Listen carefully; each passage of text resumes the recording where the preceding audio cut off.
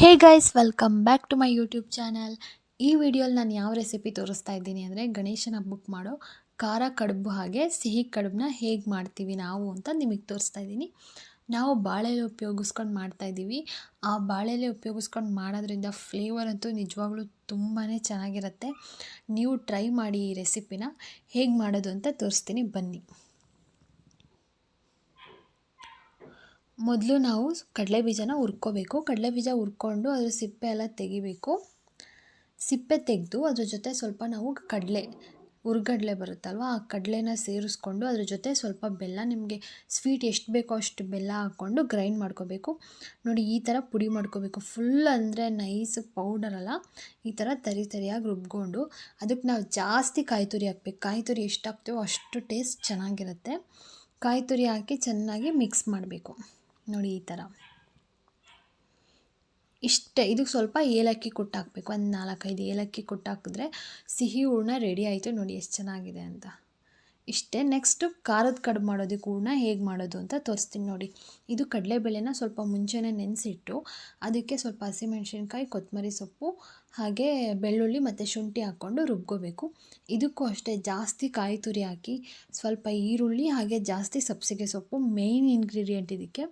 ಇಷ್ಟು ಹಾಕಿ ಸ್ವಲ್ಪ ನಮಗೆ ಉಪ್ಪು ಎಷ್ಟು ಬೇಕೋ ಅಷ್ಟು, ರುಚಿಗೆ ಎಷ್ಟು ಬೇಕೋ ಅಷ್ಟು ಹಾಕಿ ಮಿಕ್ಸ್ ಮಾಡಿ ಇಟ್ಕೊಂಡ್ರೆ ಖಾರ ಕಡುಬು ಮಾಡೋದಕ್ಕೆ ಹೂರಣ ಇದು ರೆಡಿ ಆಯಿತು. ನೆಕ್ಸ್ಟ್ ನಾವು ಅಕ್ಕಿ ಹಿಟ್ಟನ್ನ ಕಲಿಸ್ಕೋಬೇಕು. ನಾವು ಮುದ್ದೆ ಎಲ್ಲ ಮಾಡ್ತಾರಲ್ವ, ಆ ಥರ ಮಾಡಲ್ಲ. ಅಕ್ಕಿ ಹಿಟ್ಟನ್ನ ಡೈರೆಕ್ಟಾಗಿ ಬಿಸಿನೀರು ಹಾಕ್ಕೊಂಡು ಕಲಿಸ್ಕೊತೀವಿ ಅಷ್ಟೇ. ನೋಡಿ, ಹೀಗೆ ಸ್ವಲ್ಪನೇ ಬಿಸಿನೀರು. ಇದಕ್ಕೊಂದು ಚಿಕ್ಕ ಸ್ಪೂನಷ್ಟು ಒಂದಿಷ್ಟೆಷ್ಟು ಇದನ್ನ ಹಾಕಿದ್ದೀವಿ ನಾವು, ಉಪ್ಪು. ಈ ಖಾರ ಕಡುಬೆಲ್ಲ ಮಾಡ್ತೀವಲ್ವ, ಅವಾಗ ಟೇಸ್ಟ್ ಚೆನ್ನಾಗಿರುತ್ತೆ. ಸ್ವಲ್ಪ ಉಪ್ಪು ಹಾಕಿದ್ರೆ ಅಂತ ಸ್ವಲ್ಪ, ನಾವು ರೊಟ್ಟಿಗೆಲ್ಲ ಮಾಡ್ತೀವಲ್ಲ ಅಷ್ಟೊಂದೆಲ್ಲ ಸ್ವಲ್ಪ ಹಾಕಿದ್ದೀವಿ. ಬಿಸಿ ನೀರು ಹಾಕ್ಕೊಂಡು ಈ ಥರ ಕಲಿಸ್ಕೋಬೇಕು. ನೋಡಿ, ನೀವು ಕೈಯಲ್ಲೆಲ್ಲ ಕಲಿಸ್ಕೊಳ್ಳೋಕೆ ಹೋಗ್ಬೇಡಿ, ಇದು ಫುಲ್ಲು ಬಿಸಿ ಇರುತ್ತೆ. ಒಂದು ಸ್ಪೂನಲ್ಲಿ ಕಲಿಸ್ಕೊಳ್ಳಿ. ಸ್ವಲ್ಪನೇ ಬಿಸಿನ ಹಾಕ್ಕೊಂಡು ಈ ಥರ ಕಲಿಸ್ಕೋಬೇಕು. ಇದನ್ನು ನಾವು ಯಾವ ಕನ್ಸಿಸ್ಟೆನ್ಸಿಗೆ ಬೇಕಾದರೂ ಕಲಿಸ್ಕೊಬೋದು. ಯಾಕಂದರೆ ನಾವು ಬಾಳೆ ಎಲೆಯಲ್ಲಿ ಮಾಡ್ತಿರೋದ್ರಿಂದ ಯಾವ ಕನ್ಸಿಸ್ಟೆನ್ಸಿಲಿದ್ದರೂ ಬಾಳೆ ಎಲೆ ಮೇಲೆ ನಾವು ತಟ್ಕೊಬೋದು ಆರಾಮಾಗಿ, ಸಿಂಪಲಾಗಿ, ಈಸಿ ಫುಲ್ಲು. ಅದೇ ನಾವು ಬಾಳೆ ಎಲೆ ಉಪಯೋಗಿಸಿಲ್ಲ ಅಂದರೆ ಈ ಥರ ಕಲಿಸ್ಕೋಬೇಕು. ಇದನ್ನು ಸಪ್ರೇಟ್ ಒಂದು ಪೇಪರ್ ಮೇಲೆ ಮಾಡಿಕೊಂಡು ಆಮೇಲೆ ನಾವು ಬಾಳೆ ಎಲೆಗೆ ಹಾಕಿ ಮಾಡಬೇಕಾಗುತ್ತೆ. ನಾವು ಸ್ವಲ್ಪ ತೆಳ್ಳಗೆ ಕಲಿಸ್ಕೊಂಡ್ರೆ ಡೈರೆಕ್ಟ್ ಇದ್ರ ಮೇಲೇ ಮಾಡ್ಬೋದು. ನೋಡಿ ಹೇಗೆ ಅಂತ ತೋರಿಸ್ತೀನಿ. ಒಂದು ಬಾಳೆ ಎಲೆ ನಾನು ಸ್ವಲ್ಪ ಚಿಕ್ಕ ತೊಗೊಬೇಕಿತ್ತು, ದೊಡ್ಡ ತೊಗೊಂಬಿಟ್ಟಿದ್ದೀನಿ.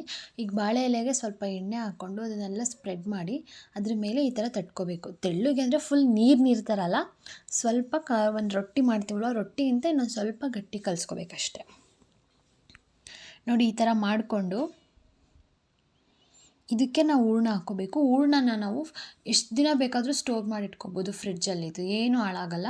ಇವಾಗ ಎಷ್ಟು ಬೇಕೋ ಅಷ್ಟು ಹೊರಗೆ ತಕ್ಕೊಂಡು ನಾನು ಮಾಡ್ತಾಯಿದ್ದೀನಿ. ನೋಡಿ, ಹೂರಣ ಸ್ವಲ್ಪ ಎಷ್ಟು ಅಂದರೆ ಅದು ಕ್ಲೋಸ್ ಮಾಡೋಕ್ಕಾಗಬೇಕು ಅಷ್ಟು ಹೂರಣ ಹಾಕ್ಕೊಂಡು ಈ ಥರ ಮುಚ್ಚಬೇಕು. ನೋಡಿ, ತೋರಿಸ್ತೀನಿ ಇವಾಗ ಹೆಂಗೆ ಅಂತ.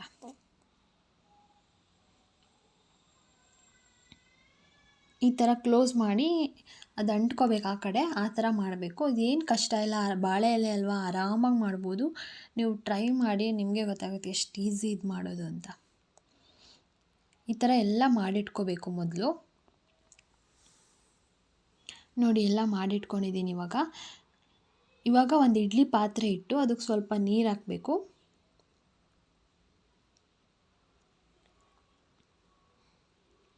ನೀರು ಹಾಕಿದಾದ್ಮೇಲೆ ನಾವು ಇಡ್ಲಿ ಮಾಡ್ತೀವಲ್ಲ ಅದನ್ನಿಟ್ಟು ಅದ್ರ ಮೇಲೆಲ್ಲ ಜೋಡಿಸ್ಬೇಕು. ನಾನು ಸ್ವಲ್ಪ ಚಿಕ್ಕದು ಬಾಳೆ ಎಲೆ ತೊಗೊಂಡಿದ್ದಿದ್ರೆ ಚೆನ್ನಾಗಿರ್ತಿತ್ತು, ದೊಡ್ಡದು ತೊಗೊಂಬಿಟ್ಟಿದ್ದೆ. ಆದರೂ ಹೆಂಗೋ ಎಲ್ಲ ಜೋಡಿಸಿದ್ದೀನಿ. ನೋಡಿ ಹೇಗೆ ಅಂತ. ಏನೂ ಕಿತ್ತೋಗಲ್ಲ. ಈ ಥರ ಎಲ್ಲ ಒಂದ್ರ ಮೇಲೊಂದೆಲ್ಲ ಜೋಡಿಸ್ಬಿಟ್ಟಿದ್ದೀನಿ.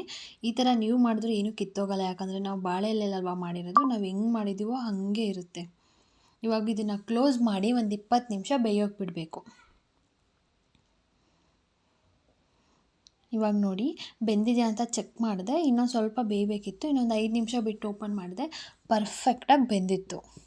ನೋಡಿ ಹೇಗಿದೆ ಅಂತ. ನನಗಿವಾಗಲೇ ನೋಡಿದ್ರೆ ತಿನ್ನಬೇಕು ಅಂತ ಆಸೆ ಆಗ್ತಿದೆ.